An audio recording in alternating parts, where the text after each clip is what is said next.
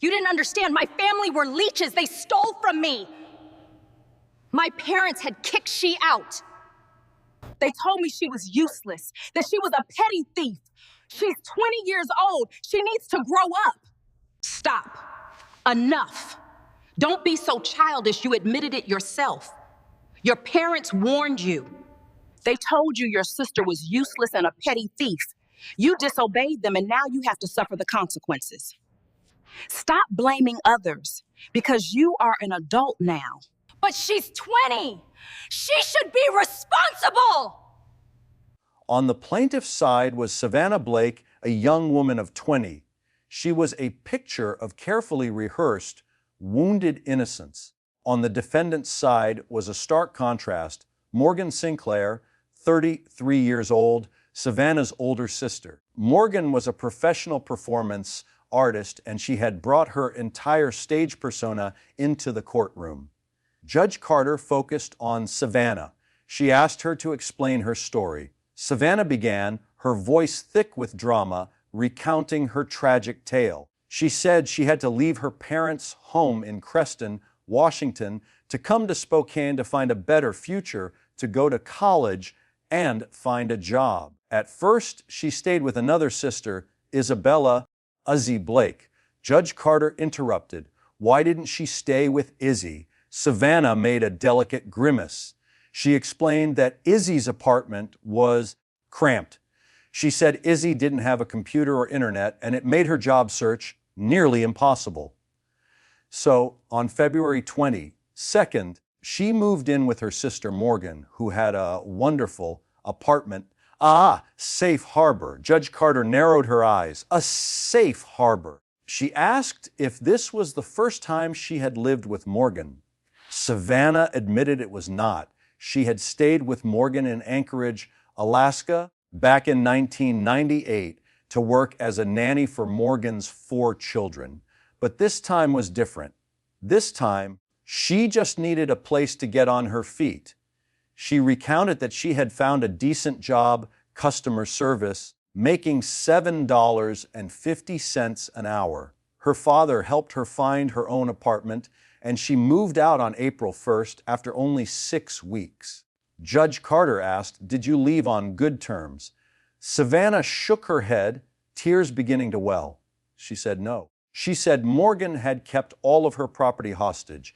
Judge Carter demanded a list. Savannah took a deep breath and began to read. A 50-inch flat screen TV, an antique cherry wood armoire, which she claimed was a family heirloom, the CD player faceplate from her stereo, part of an expensive surround sound system, some clothes and shoes, her car, a classic 1998 Honda Civic that she cherished. And then she paused for dramatic effect. She said, "And my prom dresses." Judge Carter looked up. Prom dresses. Savannah sobbed. She said they weren't just any prom dresses. They were vintage dresses. One, she described, was a beaded flapper style dress from the 1920s. The other was a silk taffeta ball gown from the 1950s. She said they were her heritage, passed down from her grandmother. But Savannah wasn't finished. She said there was one more thing: 7 sets of bed linens. The room was silent. Judge Carter put down her pen. She stared at Savannah. She asked her to repeat that. Savannah, with deadly innocence, said, "Yes, Your Honor, 7 sets." Judge Carter leaned forward. 7 sets, she asked, her voice sharp as steel. 7 sets of sheets for 1 bed. What were you planning on doing, Ms. Blake? Opening a boutique hotel in your sister's spare room. Even the richest people I know don't have 7 sets of sheets for 1 bed. Who bought you 7 sets of sheets? Savannah whimpered. My mother. Judge Carter scoffed, a cold, humorless laugh. She said, "Oh, of course she did." She scribbled something in her notebook, a note that did not look good for Savannah. She turned to the defendant. "Your turn, Ms. Sinclair. You're a performance artist. Perform for me. Where is your sister's property?"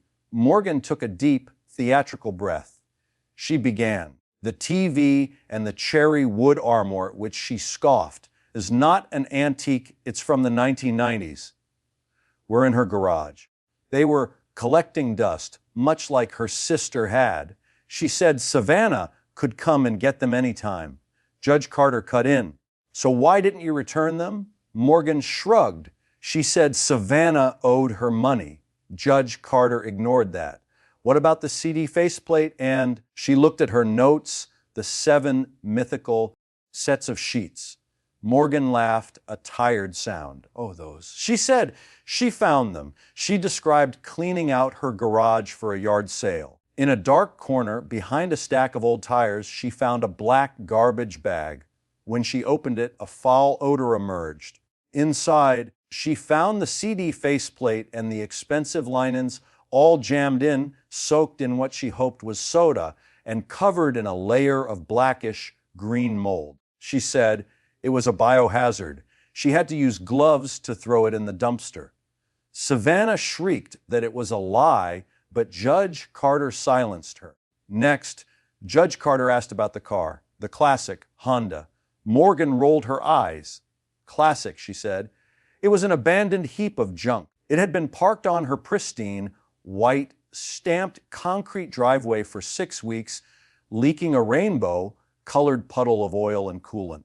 She said she had received 2 citations from her homeowners association. She had plastered the orange neon tow notice on the car window. She had begged Savannah to move it. After 30 days, she had it towed and impounded. Savannah protested, saying she didn't have the money to fix it. Judge Carter looked at the young woman. She said, "Then that's your problem, Ms. Blake. You cannot abandon your garbage on someone else's property and expect them to babysit it. The car is gone. So are the moldy sheets. And now," Judge Carter said, her voice turning dangerous, "let's talk about the dresses, the heritage dresses. Did you find those in another moldy trash bag, Miss Sinclair?" Morgan's entire demeanor changed. A slow, artistic smile spread across her face. "Oh, the dresses," she purred, her voice like a cat's. The dresses were inspiring. She explained that she was an artist, and art demands sacrifice. She described her upcoming show, a multimedia installation titled Innocence Lost a Suburban Nightmare.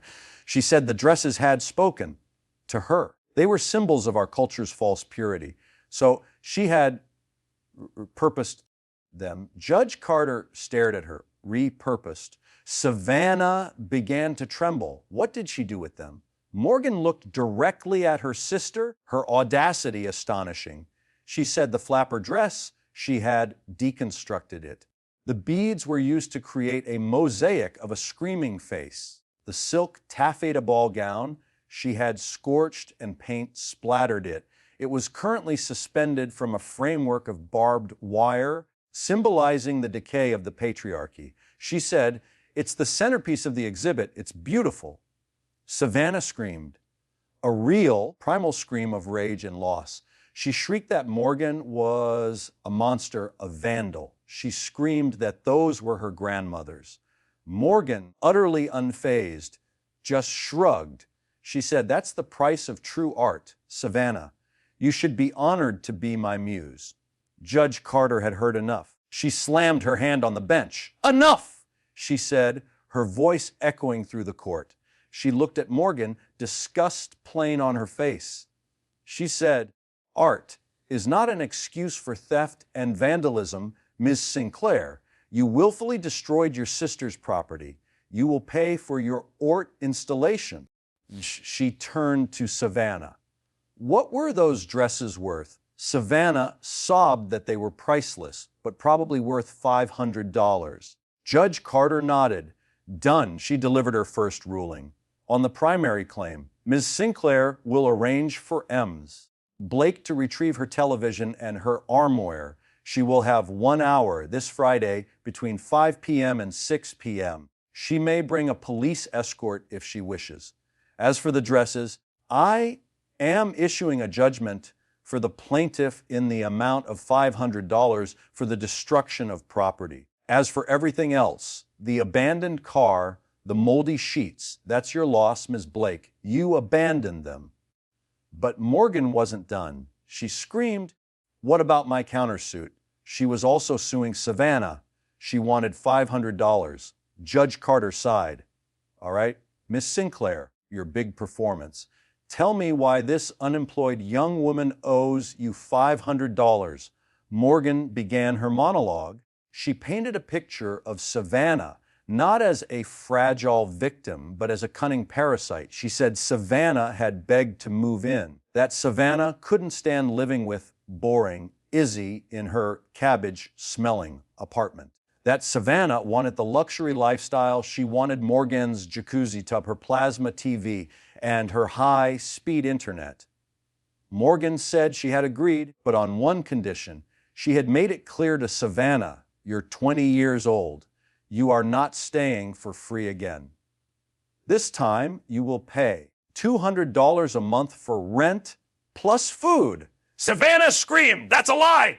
Morgan ignored her. She said Savannah agreed and then spent the next 4 weeks job hunting, which Morgan described as lounging on my leather sofa, eating all the imported brie and prosciutto from my fridge, and illegally downloading movies on my internet. She said Savannah finally got a menial job 2 weeks before she snuck out in the middle of the night. She said Savannah never paid a dime. She would go home to her beloved parents on the weekends, get cash from them, and spend it on, Morgan waved a hand vaguely, God knows what. It was a compelling story. It painted a completely different picture of Savannah. Judge Carter listened patiently. When Morgan finished, Judge Carter looked down at her files. She said, "That is a very convincing story, Ms. Sinclair. But it's not the story you wrote in your sworn answer." Morgan froze. Judge Carter held up a piece of paper. She said, "May I read this to the court?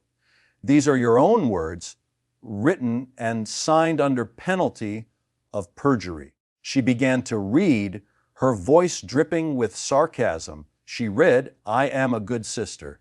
When my troubled little sister, Savannah, came to me, homeless and desperate, I welcomed her into my loving home without asking for a single cent. I fed her, I clothed her, I nurtured her. And this lawsuit is the thanks I get. It is a knife in my heart."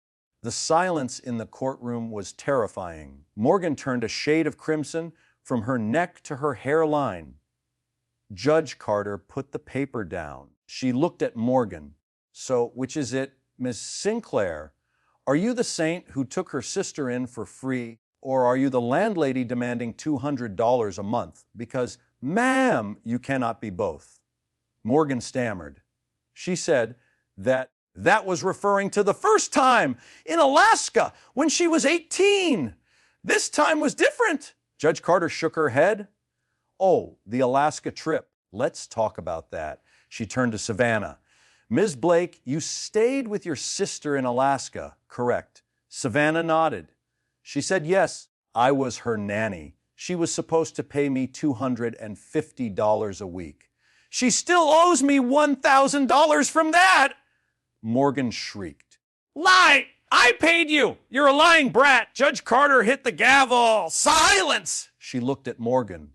"So the first time you paid your sister to be a nanny, and the second time you charged her rent, but your answer says you took her in for free. My head is spinning from your nonsense." And then Morgan exploded. Her last shred of composure shattered. She launched into a frantic tirade. "You didn't understand. My family were leeches. They stole from me. My parents had kicked she out. They told me she was useless, that she was a petty thief. She's 20 years old. She needs to grow up." "Stop. Enough.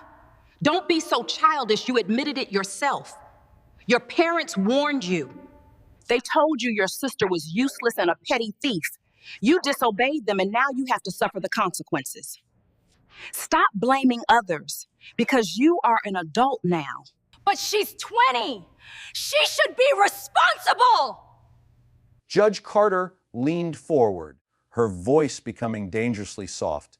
"Miss Sinclair, you are 30, 3 years old, with 4 children of your own. You admit you've made your own mistakes. This young woman, your sister, is 20. By your own words, she's had problems since she was at least 18. She is, as we say, not cooked.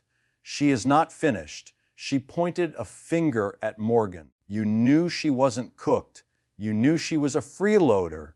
You knew she had been kicked out of her parents' house.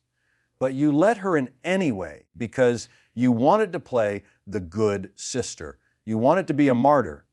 You don't get to be a martyr and a landlord. You made a deal with an uncooked person and you got an uncooked result.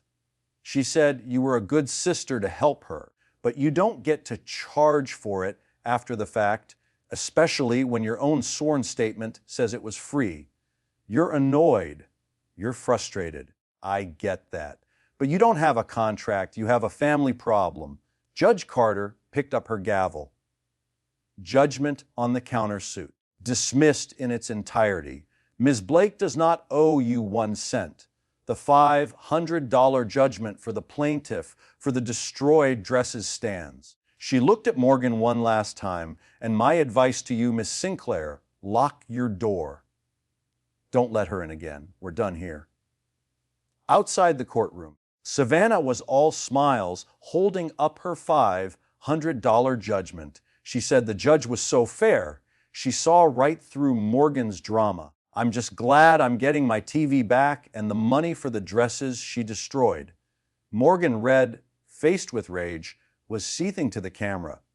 She said, "This is a travesty. Never ever lend money to family or help family. She's a parasite. The whole family is. She got away with it again. And she still owes me for food.